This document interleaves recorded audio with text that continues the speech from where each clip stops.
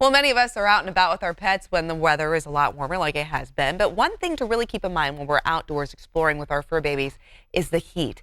And here to show us how to keep our cool is veterinarian Dr. Lisa Hess, and great friend here on Sack & Co. She also brought Vinny, another great friend. He's so sweet here. So, Lisa, though, heat stroke is a very serious issue. It is very serious. And when they get sick from it, and really sick, 50% fatality rate. Oh my gosh, yes, really? they can get, and I mean, yes, I've seen many mild cases do well, but it's really scary when they're left in a car or they get overheated out on a hike, and it's been so beautiful and cool, and it's just about to get heated. And all of a sudden like that too. So I think a lot of people have probably gotten into their groove. They're like, yeah, I'm going to go out with a walk with my dog this afternoon. It's going to be great.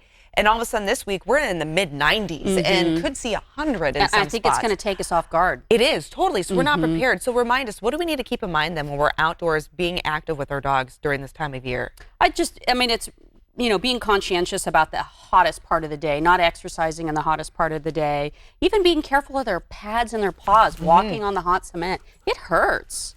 You know, exercising in really cool morning or late at night, or choose swimming. Swimming, I was going to ask you. Yes, okay, choose so swimming yes. is a good option. And if you do see your dog get overheated or, you know, looking distressed, you can, you know, cool them down, put the hose on them, or put them in a bathtub. I was going to say, kiddie pool like that, is that a good idea? Fantastic. Okay. Kiddie pool is fantastic. And, you know, dogs cannot cool themselves when we get over. We know we have sweat glands, yes, and they have a few sweat glands in their pads, but they cool themselves by panting.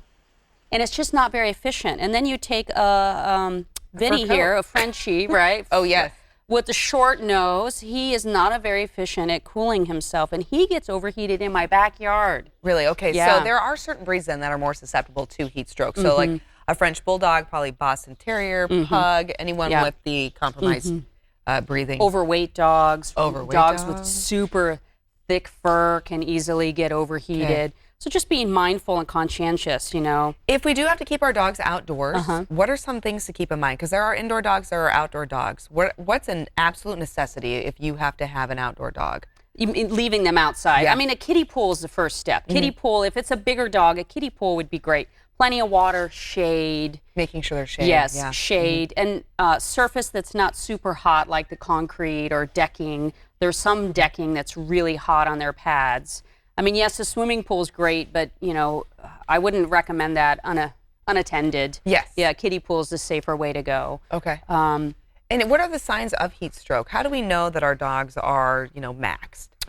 Panting, just out of control. They can't calm themselves down. Super red gums, or they're drooling, or they're dazed, or even collapse. They can collapse. Oh, my goodness. Yeah, so it's most of the time it's pretty obvious when they're just red gums, panting, anxious, their eyes get all big, and they just can't calm themselves down. They're just. So what do we do if we see that? If you see that right away, cool them down. Either put towels under their armpit regions, if you have that, a hose, a bathtub, cool them down right away.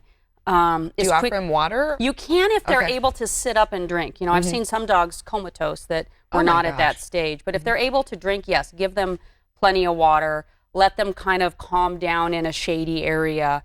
And then the other thing that's really important is getting to a veterinarian. Okay. Is there are things that can happen that you don't see. They can have delayed response to being overheated. If their temperature is over 105, 106, and you cooled them down and they're not as hot anymore, but their body is still responding to that heat and that heat stroke, they can have kidney changes, liver changes, clotting abnormalities. If you know that your dog's been overheated, take him to the vet. You want to make sure that you're being safe. Yes. Lisa, thank you so much. Thanks for having me. Vinny, thank you for being such a great guy.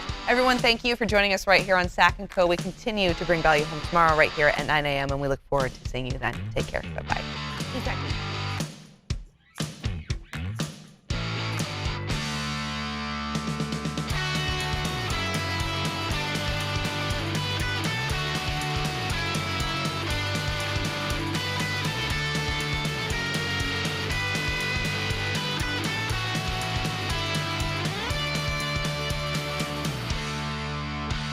This interview involves commercial content. The products and services featured appear as paid advertising.